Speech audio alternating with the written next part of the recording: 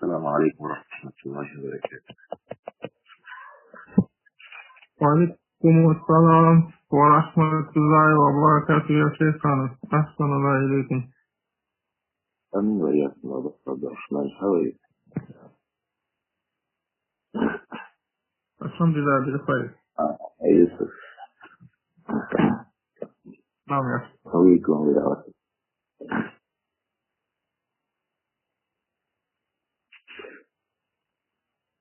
إن الحمد لله نحمده ونستعينه ونستغفره ونعوذ بالله من شرور أنفسنا وسيئات أعمالنا.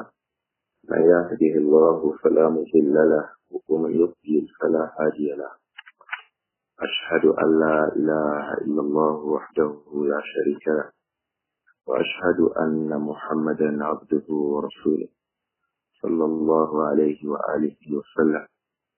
In continuation of our book Al-Adab Al-Mufrad by Al-Imām Al-Bukhāri rahimahullah, we will be reading from Babu Laysa al-Mu'minu bil-Qur'an. Babun Laysa al-Mu'minu bil-Qur'an. You can also say Babu Laysa al-Mu'minu bil-Qur'an. The chapter about that the mu'min, the person of Iman, the person that has perfected the attributes of Iman, the person that has Iman perfectly with him, sound Iman, laysa bil-Qur'an.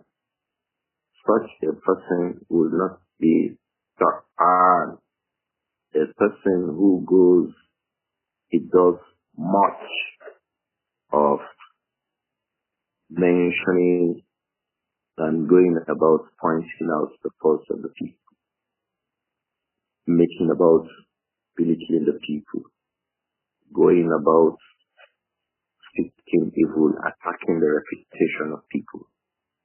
He looks for At-Tibyān, يَطْعَنُ فِيهِ يَعِيبُهُ. Goes about mentioning the faults of the people. If we look at this word, Qur'an, you see it is from the aspects of Al-Mubalagha. It's an intensified statement. That's what he does all the time. That's what he does all the time. So much that he became known for it. And his character is that all the time. He has a character trait, negative. All the time he goes about defaming the people. He goes about smearing the people. He goes about denigrating the people and belittling them. This kind of a person is called At-Tibyān. The Imam Al-Bukhāri rahimahullah, he says, Laysa al-mu'min bil-Tibyān. The mu'min, the person of Iman, Laysa bil-Tibyān. He would not in any way be a Qur'an. Qur'an is the defamer. He does that all the time. He is known for it all the time. He's making fun, mentioning faults, defaming the people, attacking the reputation of the people, denigrating them, belittling them, and so on. So such a person is referred to as Qur'an. This kind of an attitude is not from the character of the people of Iman. A person of Iman who has found Iman, he does not have that character. He does not have that negative character trait. Imam Al-Bukhāri said, Laysa al-mu'min bil-Qur'an. Before we proceed, if we go on to the next chapter, in this chapter there are about 7 ahadith. So we have a lot of narrations to mention regarding this negative trait. In the next chapter, we see Babul La'an, the one who is regularly begging Allah to direct evil to people. This La'an, Yal'an, always is directing curse on the people. Al-Qur'an is mentioning the faults, going about with it. That's why Al-Quran is also is close to slandering. also close to al-ghiba, going about mentioning the faults of the people, mentioning the faults of the people. Except that al-ghiba, the ulama say, is restricted to when he does it behind him. He goes about يذكر أخاه بما يقرأه الأخ. He goes about mentioning the faults of the brother behind the brother. That is riba. He does it behind him. As for Ta'an, he does it behind him. He does it in front of him with the evil intention of bringing him down. This is Ta'an. Always do that. As for Allah, he begs Allah to bring evil to that person. He begs Allah to bring that person into evil and distance that person from his mercy. La'an begs Allah to bring evil to the person and distance that person from his mercy. That is la'an. Ta'an. It mentions the faults of the people, defaming them and finding their faults, talking about them, speaking evil against their reputation, defaming them, smearing them, belittling them with the sole purpose of spreading evil. Sometimes to the sole purpose of bringing two people to a quarrel. So he goes to spread the evil regarding this. He goes to spread evil regarding this. And then two people begin to come to a quarrel. These are all of the jobs of Quran. As for La'an, he begs Allah to bring La'an. He begs Allah to distance that person from goodness. That's a curse. That's La'an. That's also Al-Ayyab. The one who finds fault in something. Something is sound, is good. All that he wants to direct the attention of the people to the faults in those things, which is hardly ever completely absent in anything that a human being does. So these are the issues Allah will be handling in the next couple of classes. So Al-Imām Al-Bukhāri says, Rahimahullah, Babu laysa al-mu'min fi at-ta'an. The chapter about a person of Iman cannot be ta'an. A person who is always mentioning the faults of people and going about belittling them. And he takes that as a character. May Allah protect us. That hadith will come, the first hadith will read out of the 7 under this chapter heading, will come under hadith 309. In it, Al-Imām Al-Bukhāri said, Rahimahullah, حدثنا Abdur-Raūf ibn Shaybah, قال أخبرني ابن أبي الفديك عن كثير بن زيد عن سالم بن عبد الله قال ما سمعت عبد الله لاعنا أحدا قط. ما سمعت عبد الله لاعنا أحدا قط ليس إنسانا. قال الإمام البخاري رحمه الله حدثنا عبد الرحمن بن شيبة قال أخبرني ابن أبي الفديك عن كثير بن زيد عن سالم بن عبد الله قال سمعت عبد الله لاعن ما سمعت عبد الله لاعنا أحدا قط ليس إنسانا. وكان سالم يقول قال عبد الله بن عمر قال رسول الله صلى الله عليه وآله وسلم لا ينبغي للمؤمن أن يكون لعانا.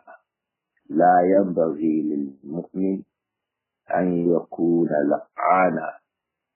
قال الإمام البخاري رحمه الله. الإمام البخاري in this book Al-Adab Al-Mufrad, he said رحمه الله حدثنا Abdur-Rahman ibn Shaybah. Abdur-Rahman ibn Shaybah, he is Abdur-Rahman ibn Abdul-Malik ibn Shaybah. Abdur-Rahman ibn Abdul-Malik ibn Shaybah.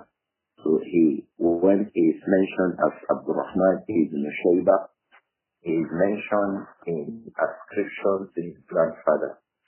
So that means if you have a boy, his name is Abdullah, his father's name is Abdur-Rahman, his grandfather's name is Abdur-Rahim, it is lawful to ascribe him and say he is Abdullah ibn Abdur-Rahim. There's no blame. You have a son. His name is Abdullah. The father's name is Abdur-Rahman. The grandfather's name is Abdur-Rahim. If that boy is called Abdullah ibn Abdur-Rahim in an ascription to the grandfather, there is no blame, because in Islam the grandfather is also father to him. So he can ascribe to his father. So he can say the boy is Abdullah ibn Abdur-Rahim. The early Muslims used to do so. And here is one of the examples. The teacher of Al-Imām Al-Bukhāri, he is Abdur-Rahman ibn Abdul-Malik ibn Shaybah. And Al-Imām Al-Bukhāri will refer to him as what? Abdur-Rahman ibn Shaybah. I hope that it is clear. He said, أخبرني ibn Abi Fudayk. Ibn Abi Fudayk, he is Muhammad ibn Ismā'īl. He is Muhammad ibn Ismā'īl ibn Abi Fudayk. Ibn Abi Fudayk, he is Muhammad ibn Ismā'īl ibn Abi Fudayk. The same thing happens here. Muhammad ibn Ismā'īl, the person's name is Muhammad. His father's name is Ismā'īl. And his grandfather has a kunya, Abu Fudayk. So here is ascribed also to his grandfather. That's why he's also called Ibn Abi Fudayk. So Al-Imām Muhammad ibn Ismā'īl, he is Abu Ismā'īl al-Madani. Muhammad ibn Ismā'īl ibn Abi Fudayk, rahimahullah. He is reporting from Kathir ibn Zayd. Ibn Abi Fudayk is reporting from Kathir ibn Zayd Abu Muhammad al-Madani. He is the reporter of this hadith from Salim. Salim ibn Abdullah is the son of, or one of the sons of Abdullah ibn Umar, the companion of the Prophet Muhammad sallallahu alayhi wa sallam, Abu Abdur-Rahman, Abdullah ibn Umar. He had a son, and that boy was called Salim, rahimahullah. And I think it's necessary that you mention that Salim, the son of Abdullah ibn Umar, was one of the teachers of Al-Imām Malik. Salim, one of the sons of Abdullah ibn Umar, was one of the teachers of who? Al-Imām Malik. Just like Nāsir. Nāsir was the freed slave of Abdullah ibn Umar. So he used to be referred to as Nāsir Mawla Abdullah ibn Umar. Nāsir, the freed slave of who? Abdullah ibn Umar. Nāsir was also from amongst the teachers of Al-Imām Malik. Al-Imām Malik learned from the children and from the students of the companions of the Prophet Muhammad sallallahu alayhi wa sallam. So you hear Malik say, Haddathani Salim and Abdullah ibn Umar.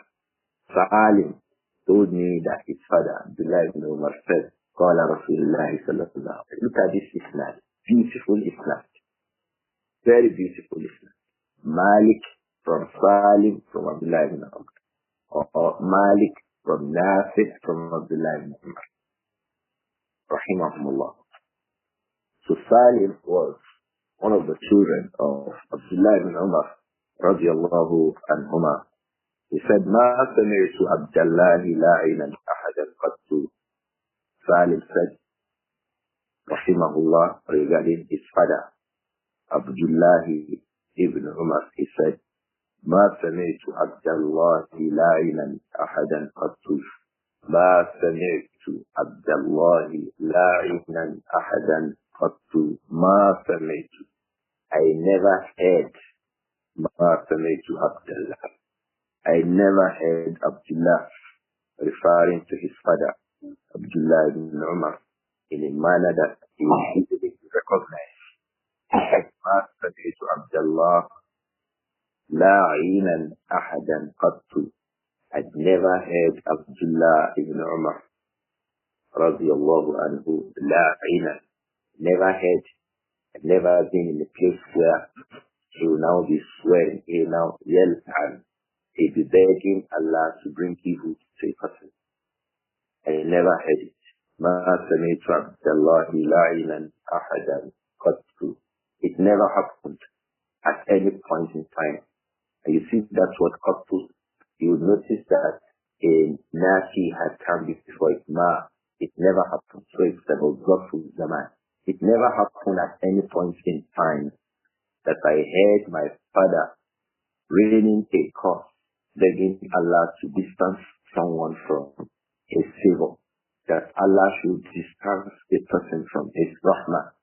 I never heard my father say that qattu at all, laysa insanan, except regarding one person. He did that once.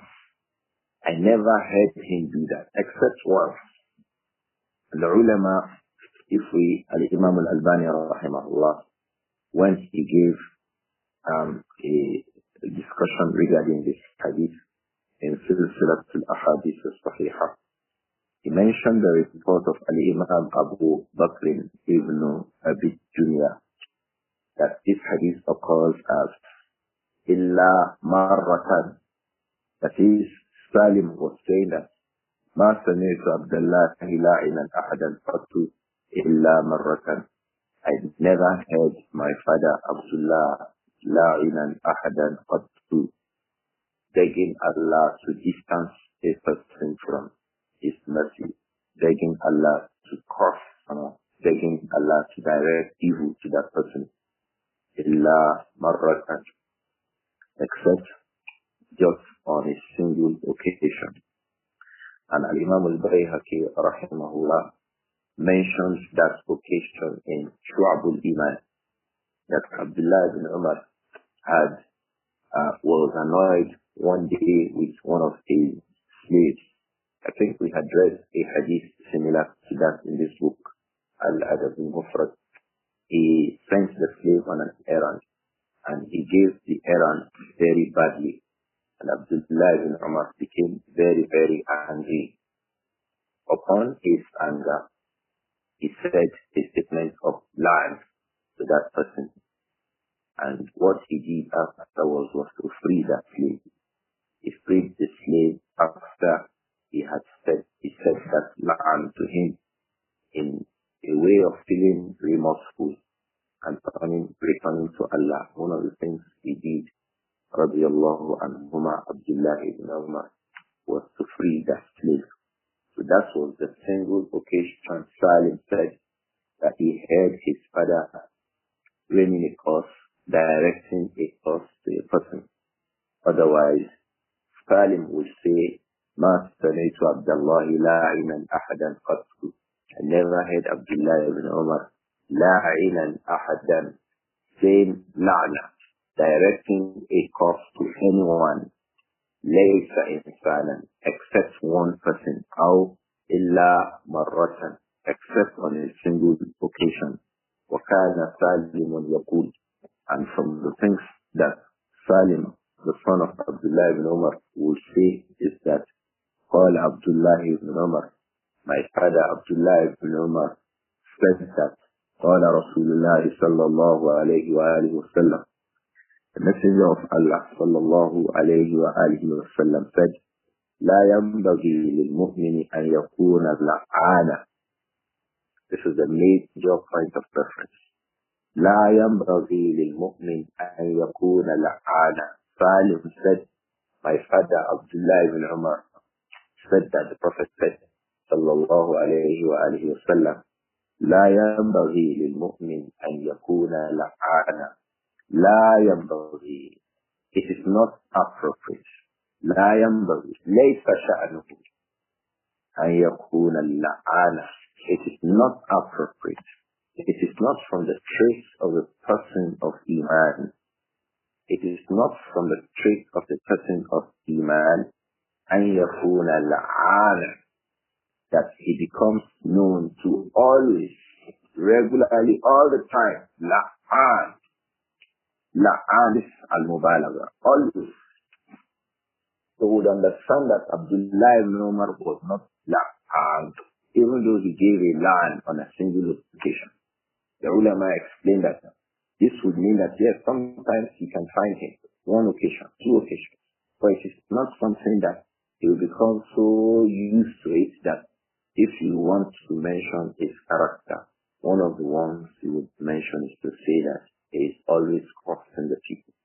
He is always mentioning their faults. لا ينبغي أن يكون المؤمن لعانا. It is not appropriate that a person of Iman that has found Iman now becomes ascribed in his character to causing the people, speaking evil regarding them. This is not from the traits of the people of Iman. Once Iman is established in the individual, from the aspects of Iman is that such a person is not a person that can be described with the evil trait of he's always cursing, or he's always cursing. Well, when that becomes a character trait to the person, that is evidence for his little Iman. It shows that his Iman is little. It shows that he has faults. It shows that he has serious blemish. So as an individual, we all must be sure that we don't go about mentioning faults of people all the time, directing evil to them, mentioning evil regarding them, as a person who curses will do. If a person begins to curse, this begins to reduce his Iman, because the things that are not lawful reduce the Iman of the person who does them. Just like the things that are lawful and encouraged or even obligated on us, they increase the Iman of the person who does them. But when you begin to curse, your Iman will be gradually diminishing, because cursing is an act of sin, except in those cases where the Sharia has allowed a person to curse the other person, like Da'wat al-Mazlum. Someone cheats you, which is lawful. And that's why the Prophet warns those people who cheat others.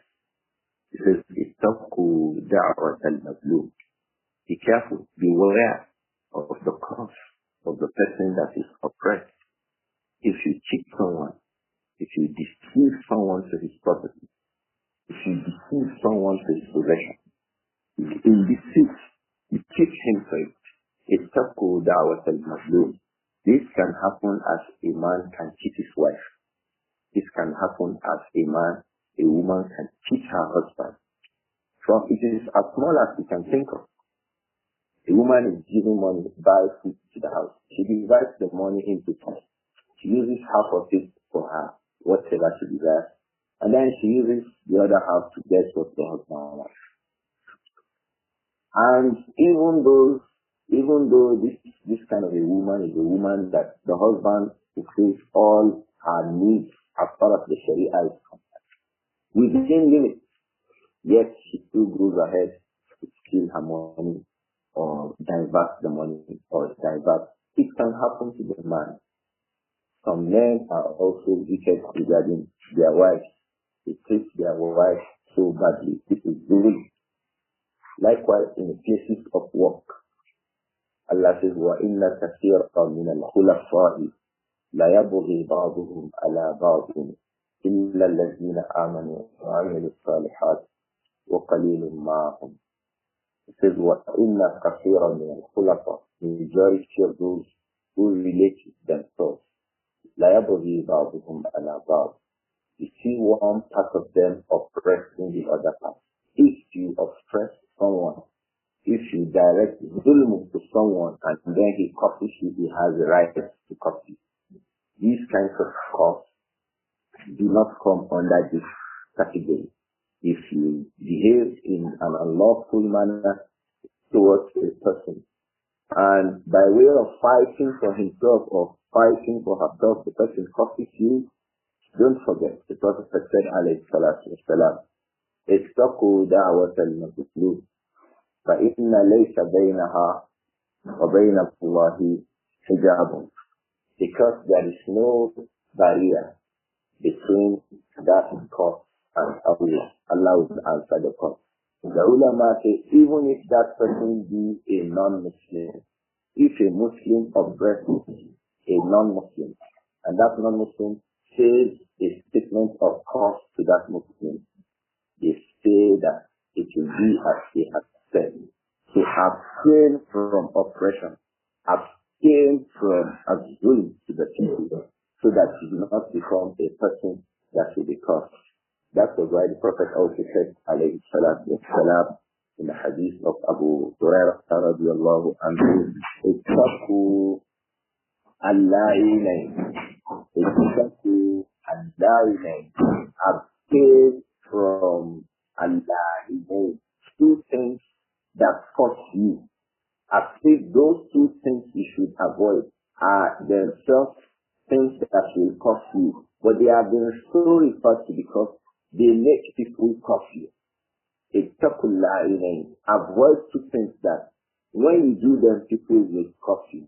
The Prophet ﷺ mentioned a person who will defecate in the path of those people. There's a road people pass when they go to fetch water, or when they go about their needs. You come and defecate there. You know the spontaneous response of those who see that they tend to cause such persons. Which bad person did this? Which bad-headed person did this? And so on and so forth. Don't do things that will make the people cross you. Don't also anger them so that you don't agitate their cause. In the Quran, Allah also mentioned another sinful thing that can make people cross the people. Hiding the truth. It says, إِنَّ الَّذِينَ يَكْتُمُونَ مَا أَنزَلْنَاهُ مِنَ الْبَيِّنَاتِ وَالْهُدَى مِنْ بَعْدِ مَا بَيَّنَّاهُ لِلنَّاسِ فِي الْكِتَابِ أُولَٰئِكَ يَلْعَنُهُمُ اللَّهُ وَيَلْعَنُهُمُ اللَّاعِنُونَ. Those who يَكْتُمُونَ مَا أَنزَلْنَاهُ مِنَ الْبَيِّنَاتِ وَالْهُدَى, they hide what we have produced from the clear messages and guidelines. They hide it. They hide ma anzalallahu fi kitab. Allah says, أُولَٰئِكَ يَلْعَنُهُمُ اللَّهُ. These people, Allah curses them. وَيَلْعَنُهُمُ اللَّاعِنُونَ. يَلْعَنُهُمُ اللَّاعِنُونَ. Those who also curse, or will curse them. Every right thinking people who sees who does this kind of thing, who did this, who did that, it can lead to a curse. So avoid what will make you the curse justified, what will make you a person that, yes, they can curse you. So if you avoid this, those who curse you, then they are the ones that have the blame of cursing. Otherwise, some of the people always are upon actions that make the people curse them. It remembered someone the time of the Prophet Muhammad sallallahu alayhi wa sallam, who applied heat, who was burning a camel to the extent that that camel began to remove smoke from his nose. What did the Prophet say alayhi salam? He says, لَعَنَ اللَّهُ مَنْ فَعَلَ هَذَا. The curse of Allah be upon the one who did this. He burned the camel. He was burning the camel so much that smoke was coming from the nose, alive, like that. It brought a lot of hardship to him. The Prophet said, sallallahu alayhi wa sallam, we read it in this book, Al-Adab Al-Mufrad. لَعَنَ اللَّهُ مَنْ فَعَلَ هَذَا. We also remembered a neighbor who used to bring harm to his neighbor. The other one went to complain to the Prophet sallallahu alayhi wa sallam, until he had to bring all his luggage outside. So the Prophet said, take your luggage, keep them outside. So every person who passed by him was asking him, why are your luggage outside? He said, my luggage are here because my neighbor is bringing harm to me. He's bringing disturbance to me. And then the people began to curse the neighbor. The Prophet affirmed what they did. So don't behave in such a way that people will curse you. And then you begin to say they are cursing. They are cursing. Adjust yourself. So why it is not encouraged for a Muslim to be just cursing. La'an. And iksaru fil la'an. Because this can happen once or twice. Like it happened to in the case of Abdullah ibn Umar. It says, Ma sami'tu Abdullah يلعن أو لاعنا قط إلا مرة. I've never heard my father Abdullah qat except once. It can happen.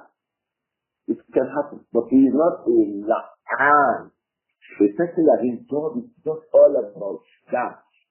The mu'min is not such a person.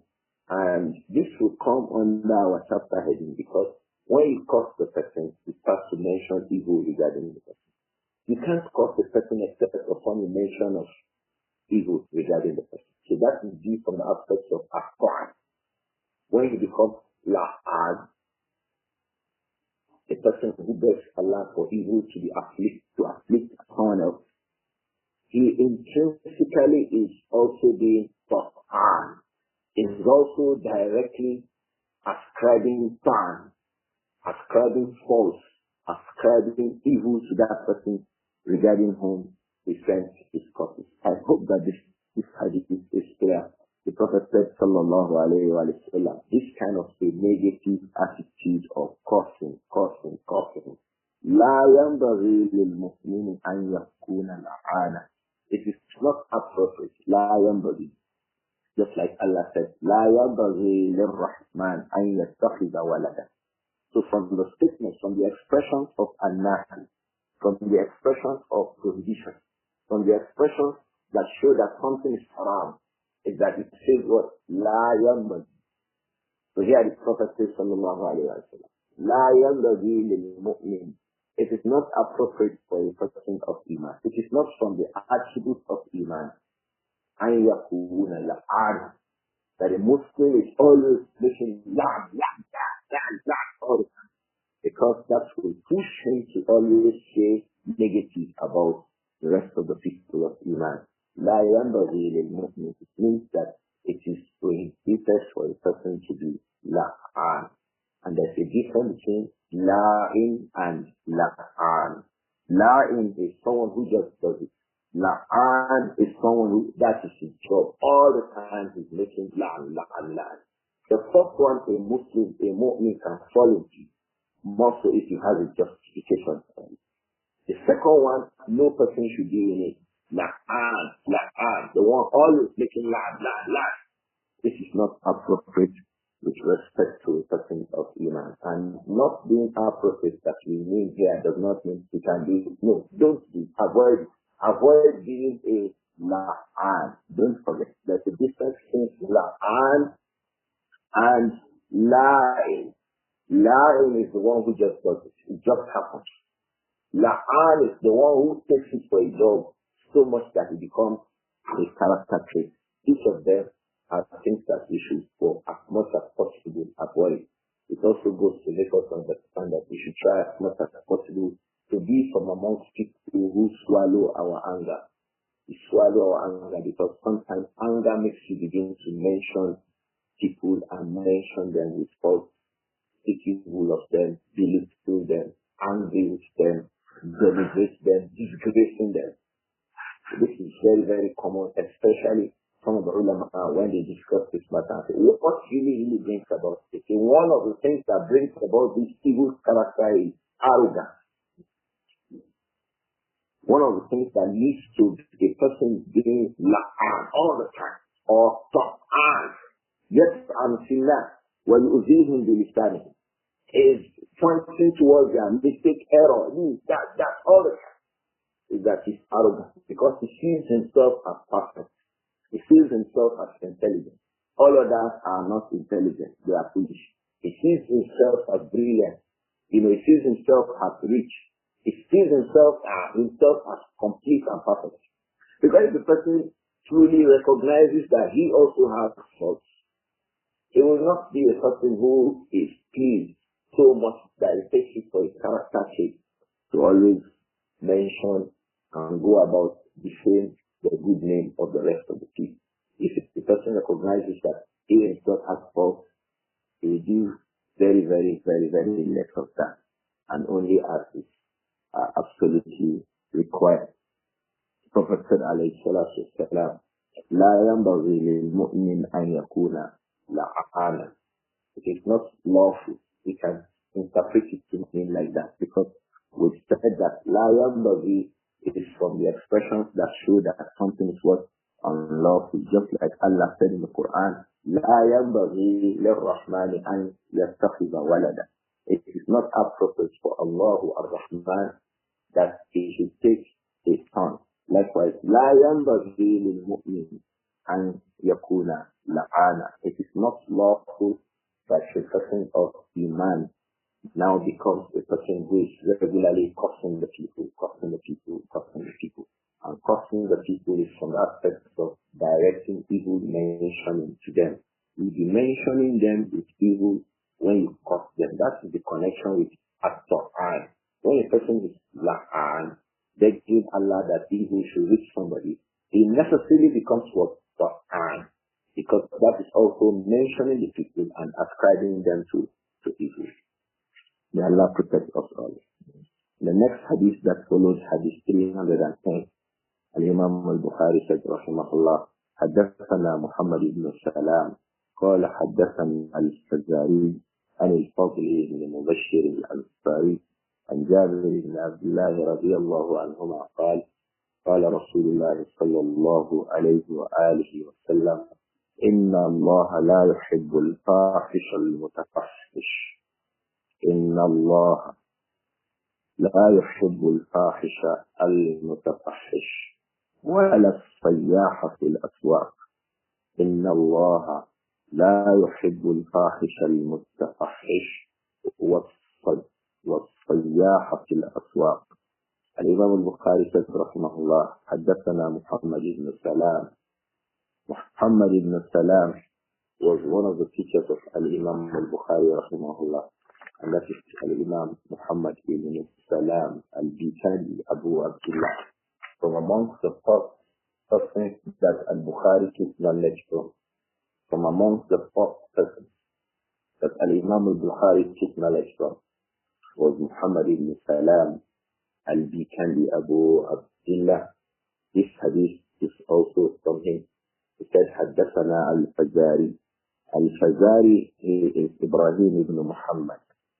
Ibrāhīm ibn Muhammad Abu Ishaq Al-Fazari is the person from the Tabi'i of this hadith. Al-Fadl ibn Mubashir Abu Bakr al-Madani.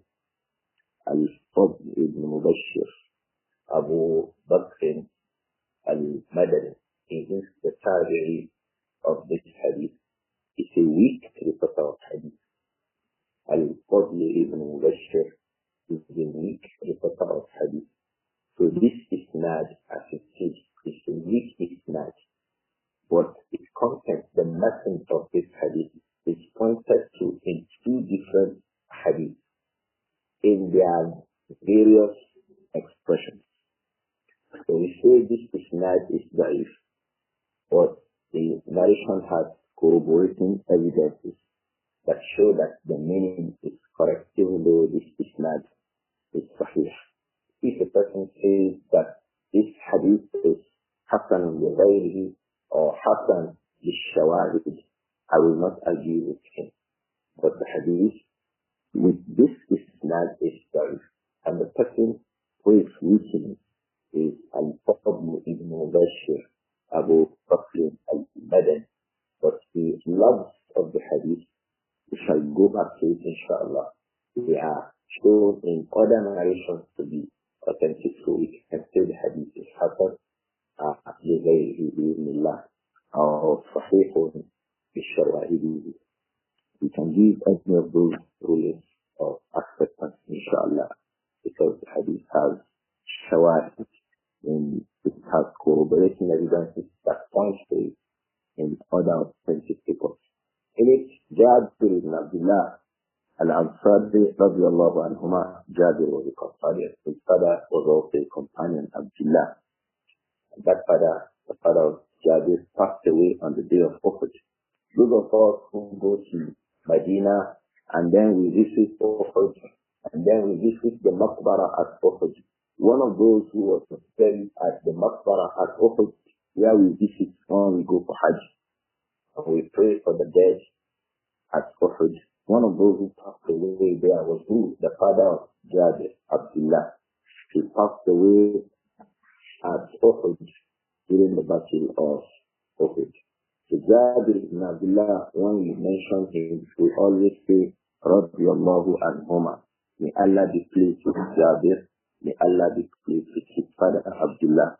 Jabir said, Qala Rasulullah sallallahu alayhi wa sallam. The Messenger of Allah sallallahu alayhi wa sallam said, Inna Allah la yuhibbu al-fahish. Inna Allah la yuhibbu al-fahish. Allah does not like the indecent person. Allah does not like the indecent person. Al-fahish.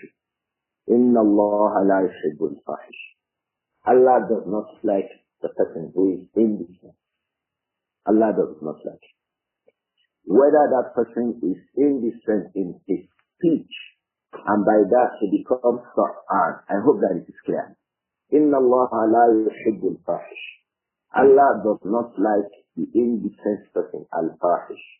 Maybe al-fahish fil qawl or al-fahish fil af'al, imma qawlan aw fi'lan.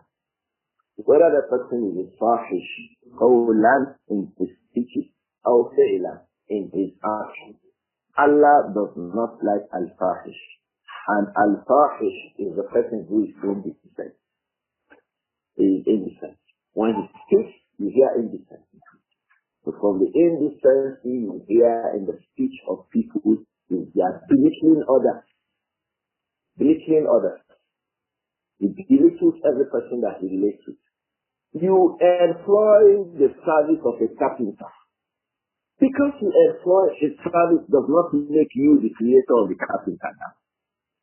Does that mean that you make him? So when you begin to address him, you begin to become vulgar. He begins to feel uncomfortable. How does this man speak to me like this? Don't be a fahish. Inna Allah la yuhibbu al-fahish. Be respectful in your speech. You employ the service of an electrician. He comes to your house to fix a bulb. Should you be indecent in your speech to him? Don't be indecent in your speech. Should you be indecent in your actions to him? Don't be indecent in your actions. Allah does not like indecency in speech. From the aspect of indecency in speech is speaking to belittle him, making fun of him. Allah does not like this kind of a person who goes about belittling the people. And that's usually, like we said, people do that out of ignorance. They think that they are rich, they think that they are educated, they are knowledgeable, they are emotionally intelligent, they are well placed in the society. There are so many things people think about. And as a result of that, they go about making fun. They go about making fight with people, ascribing indecent statements to the people. Mind your tongue when you talk to the people. Allah does not like indecency. Inna Allah la yuhibbu al-fahish. Allah does not like a person who is indecent in his speech. Al-mutafahish, who goes beyond bounds. He speaks indecency and goes beyond mutafahish. Al-fahishul mutafahish. Allah does not like it. He is indecent and he goes to any length in that indecency. Al-fahish is indecent. Who goes to any length in indecent speech. For the sake of Allah, let us not be like this. Inna Allah la yuhibbu al-fahish wal-mutafahish. We said that the isnad of this hadith is da'if because it has Al-Fadl ibn Bashir in the isnad, and he is a weak reporter of hadith. He has Al-Fadl ibn Mubashir in the isnad, and he is a weak reporter of hadith. In other expressions in the books of hadith, he says, Inna Allah yubghidu al-fahish al-mutafahish. Inna Allah yubghidu al-fahish al-mutafahish. That is one of the corroborating proofs. Inna Allah yubghidu al-fahish al-mutafahish. Allah is angry with al-fahish, the one who is indecent, al-mutafahish, who goes beyond limits in his indecency. When he speaks to the people, he speaks indecency to them. He talks to them as he likes. And that also contradicts that verse in the Quran, where Allah commanded us. He says, وَقُولُوا لِلنَّاسِ حُسْنًا. When you speak to the people, قُولُوا حُسْنًا. Say what is good. Say what is good. It happens many times. And we realize we should go and be careful about it. Most times when we engage the people artisans, we are usually denigrating. You speak, you denigrate them. You speak, you denigrate them. Allah does not like this kind of character. Allah is angry when it becomes that this person, that is his job. When he speaks to the people, he's denigrating them. And I say this again, many of us who use this English language very well, we know how to use it. We know the expressions to choose that. Those expressions, every reasonable person who hears it knows that it is containing denigrating expressions that belittle the person that you are directing it to. So you'll be saying that, did I abuse you? But you know that that's why there's a word called innuendo. Some people are chief users of innuendo. When they speak, innuendos are expressions that indirectly insult the people to whom such expressions are directed. We are good users. Whether we are writing, we use innuendos well. Whether we are speaking, we use innuendos well. So every intelligent person who listens to you, he does not like to talk to you because he knows that all your expressions, your statements will be full of innuendos, indirect, insulting the person indirectly. This is not good at all. Inna Allah yubghidu al-fahisha wal-mutafahish. Allah is angry with the person who is indecent in his speech. He is also indecent in his actions. Some of us are very, very coarse in our actions. Very coarse. Very, very coarse when we relate to the people. This is very bad. We bring that coarseness to our wives. We bring those coarseness to our children. We bring the coarseness to co-workers. We bring coarseness to our brothers that relate with us and go about with us as friends. For the sake of Allah, watch your tongue. Watch your tongue. So in this statement, in this hadith, Jabir ibn Abdullah al-Ansari radiyallahu anhuma said, Inna Allah la yuhibbu al-fahish al-mutafahish. We see that it has a corroborating evidence in another hadith. Inna Allah yubghidu al-fahish wal-mutafahish. Allah is angry with al-fahish, the one who is indecent in his speech or in his actions. Wal-mutafahish, the one who goes beyond limits. He goes to any extent. This person is the one that is referred to as what? Mutafahish. The one who just does it is fahish. The one who goes to any length to do it is mutafahish. So if you escape being a mutafahish, are you not a fahish? If you escape tafahush, are you not into al-fuhsh? That's why there's another expression of this hadith where the Prophet said, alayhi salatu wassalam, Inna Allah la yuhibbu al-fuhsha wa-tafahush. Allah hates fuhsh. Allah la yuhibbu al-fuhsh. Allah does not like indecency. Wa-tafahush, and going beyond limits in indecency. He does not like that in itself. He does not like those who do it.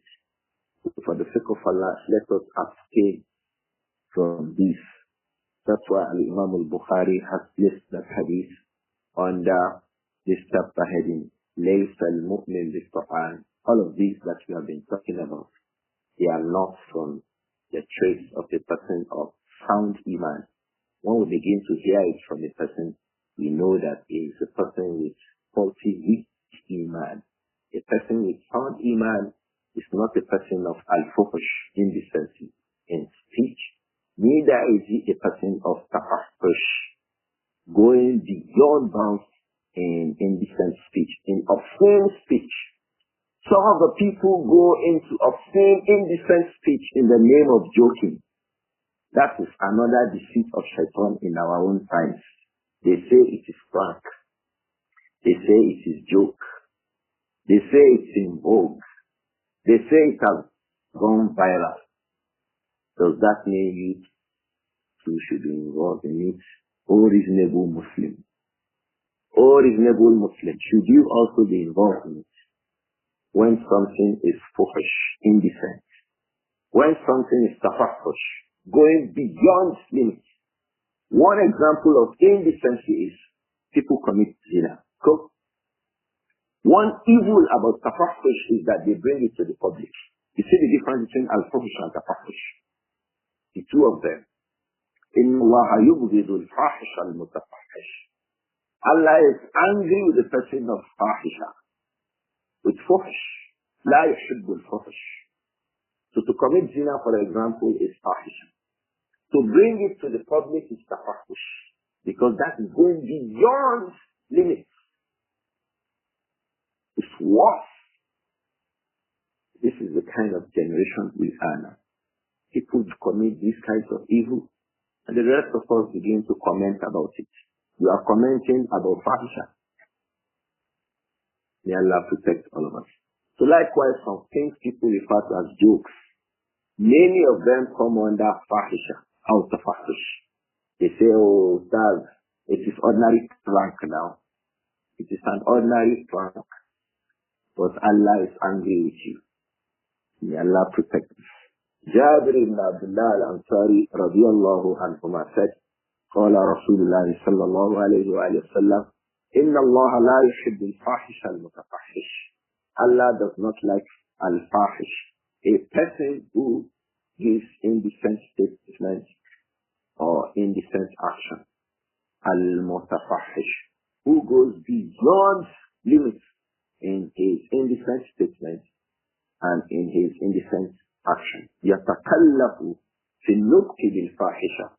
Goes beyond limits. That is tafahush. In the second expression in the hadith, it says, وَلَا الصَّيَّاحَ فِي الْأَسْوَاقِ. الصَّيَّاحُ فِي الْأَسْوَاقِ is a person who is always raising his voice in the market.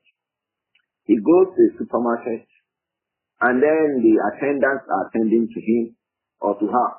With the slightest excuse, he goes on, starts shouting in the market. Starts shouting. Sayyah. And that became a trait for him. He is always doing it, or she's always doing it. With the least provocation. He wants to take something from the counter, from the shelves. He took it, and then they will start shouting. Or he wants to pay. And the pay point, people they lose patience. And then become so angry. They begin to abuse the person on the counter, the cashier. Do you know who I am? Do you know who I am? Do you know where I've come from? Do you know the car that I'm driving? Do you know the house that I'm living? Sorry, we know. The Prophet sallallahu alayhi wa sallam, he has told us that Allah does not like this kind of your character. We know your house. We know you are a PhD. You are a professor. We know that you are a rich man. But please, Allah does not like this your bad character.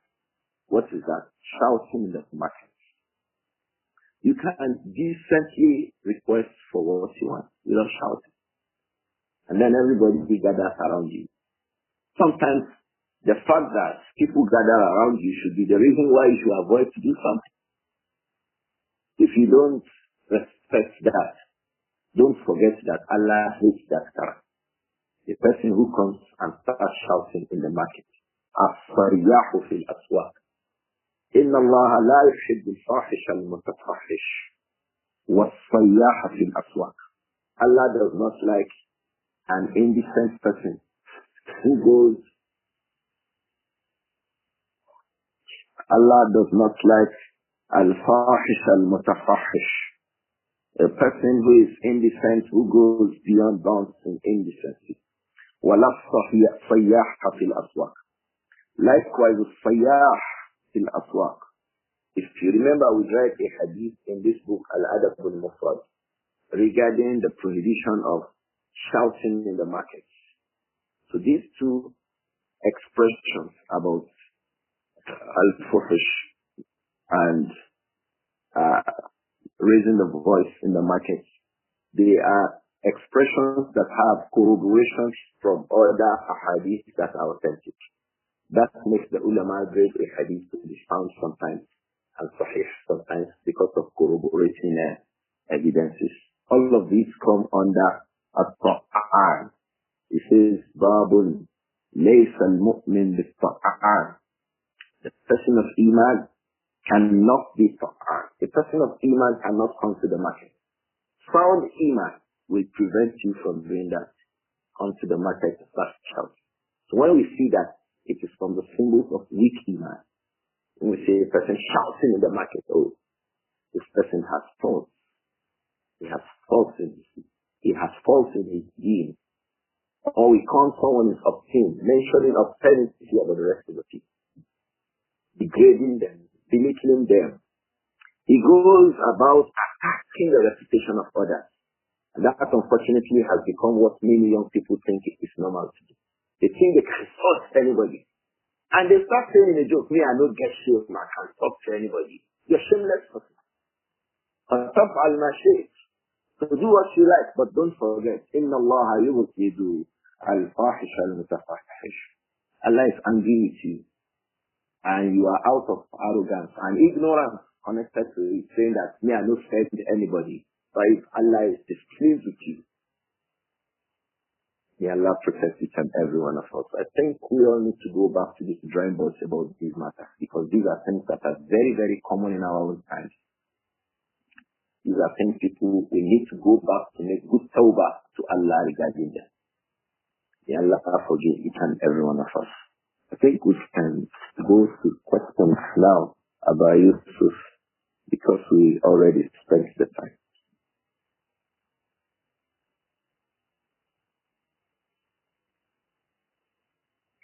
So the question here,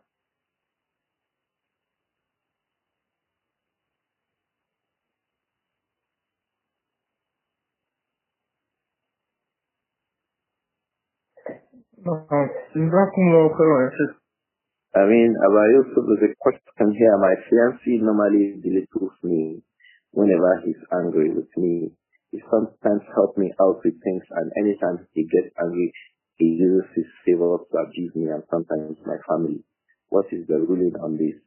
And what hadith can I reference to him to make him stop this behavior? We can give him these kinds of hadith we have read in this book, Al-Adab Al-Mufrad, that to abuse the people, to belittle the people, to disgrace the people, and bring them demean is not appropriate. Not appropriate to disgrace the people, attacking their good name, to denigrate them, to defame them. It is not from the ways of the people of Iman. But I always say to, like I had said in this class, you also be sure that you avoid the reasons for those things. If someone belittles you, don't do something that makes someone belittle you. Don't do something that makes someone denigrate you. Yes, that you do something that makes someone belittle you does not justify belittling. So, but you avoid it so that you help that person to avoid what he does to. If a man does this to his wife, it's not lawful. If he does it to a person that he has not married, it's not lawful. And I'd like to advise you to reduce interactions with a man that you have not married. Reduce interactions with him. Go and marry him if you want him. Go and marry him. But usually when a man begins to show truth like this, he will not do more than that inside marriage itself. So be careful, seek good advice, look well, be sure that your actions before marriage and when you get married are in consonance with the Sharia. May Allah protect each and every one of us. So the question here is, the discussions are on politics, and the truth is being said about the aspirants, though to disparage them, belittle them, and they are Muslims. Does the fact that their aspirant is truth make it lawful or something? Well, the politics we play and the way we play them has a lot of things that are unlawful. The politics itself, our system itself, is unlawful in our deen. It's in direct conflagration with our deen. So many times what you find in it will be things that Islam does not like. The system, the entire political system we run, democracy as we run it, the democracy itself comes in complete conflagration with our deen. So how are you going to find things in it that are not lawful? Many things inside it will not be lawful. Many things in it will not be lawful. So if there is a process to select a ruler, you have a group of noble, eminent people in the society who will select the ruler. But in democracy, you bring a tout, you bring a drunkard, you bring someone who deals in riba, you bring someone who has a brewery to select a ruler for you. So is it not all wrong from the foundation? They are wrong from the foundation. The foundation is wrong. You want Islam to talk about it up. If the foundation is wrong. In democracy, you bring a drunkard, you bring a person who deals in riba, you bring a prostitute. The vote of a learned, pious, very exposed person who knows who should be a ruler is the same with one harlot somewhere. The two of them are the same in democracy. In Islam, are they the same? So if you want to be bringing the rules of Sharia into these games that people are playing, you have a lot of trouble. You have a lot of trouble. You come in the public to start mentioning public office holders, rulers of the people, demeaning them and disgracing them. Is that part of Islam? When you shouldn't do it to a Muslim, should you do it to a ruler, to the head of people? But the entire process itself is a faulty one. If it is within group of 10, group of 20, 30, 40, eminent persons, eminent people of nobility, character, good knowledge, good experience about administration and management. These people sit down to select 1, 2, 3 persons to be the ruler of the country. Then they can start talking about the virtues, the pros and cons of choosing 1 or 2. Let's choose this one. This one is more knowledgeable. This one is more experienced. Because rulership is our experience and open-handedness. Youth, go and know this. Rulership, leadership is about experience and open-handedness. We read a hadith where the Messenger ﷺ asked that a ruler be removed because he was a stingy person. Rulership is about open-handedness, about brilliance, about intelligence, about living experience of life. It's not just about I know how to do it. It's about a lot of things put together. Control, ability to hold the people together. So when the elders who have all these positive qualities sit down, in the interest of the generality of the people, they appoint a ruler to rule the people. But when you say everybody who has something to say should come and say to appoint a ruler, then you have a problem. And this is democracy.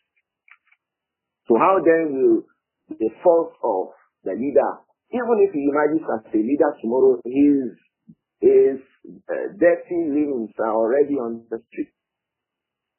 They're already on the street. So the entire process itself is a problem. The entire process itself is a trouble. May Allah protect each and every one of us. We can now begin to ask, so what will we do? Beg Allah subhanahu wa ta'ala. One of the major things of sabbath is dua. Beg Allah. Particularly in the circumstance that you are. You beg Allah. Allah give us the one that is of a less evil in all of this. Beg Allah. But don't contribute to that evil. May Allah protect each and every one of us. I think that suffices on that question from that brother. Now, can we have a question from you about Yusuf? Perhaps you'd read a question or something.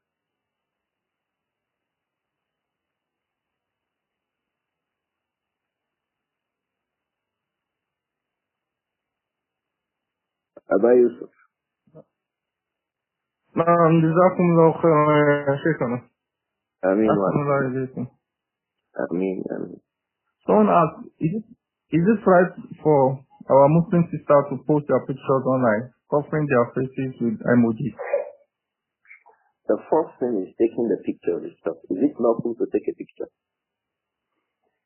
The strongest view of the ulama is that it is not lawful. Prophet sallallahu alayhi wa sallam says, La'an Allahu al-Musawwirin. May Allah's curse be upon those who make images. The pictures are images. The hadith is clear.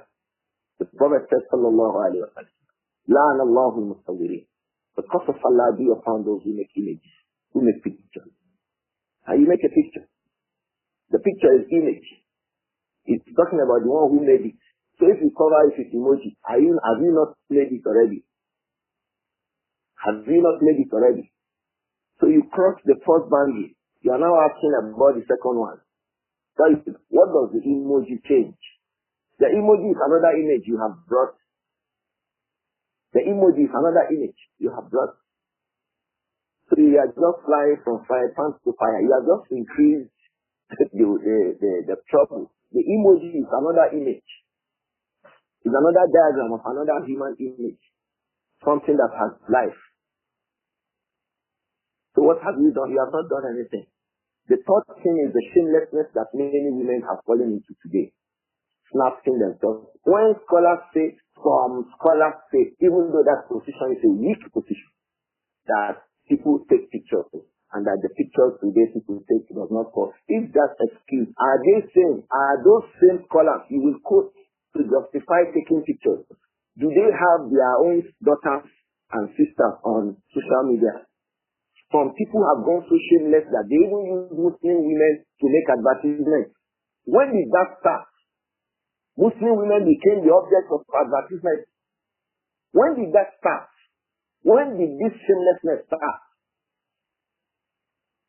When did we become an ummah that does not have any sense of protection for our women, exposing them, bringing them to the public to assess, and be the reason why a person is inviting, because the pictures in an advertisement must be inviting. It must be attracting the attention of the person reading the message. And the bait to that invitation is a Muslim woman. When have our men become the youth? Does his father become a person who cares not about his daughter being the one that is an object of advertisement? When did we become an ummah like this? When did we become an ummah that his brother cares less about his wife being the object of advertisement, the object of attracting attention? When does your wife become that? When do we become an ummah of the youth? When? When did our women become people who does not feel any sense of shyness away from men? When? When did we become this? And then we begin to ask this question. They cover it with emoji and all of this. They have big clear-cut pictures without emoji. May Allah protect us. I think Shaitan, Allahu Alam, in these generations is playing with a lot of people and their minds and how they want to find justification for things. May Allah protect each and every one of us.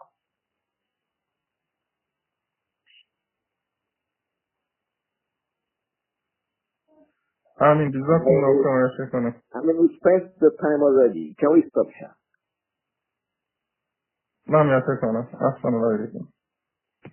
Assalamu alaikum. Wa alaikum assalam.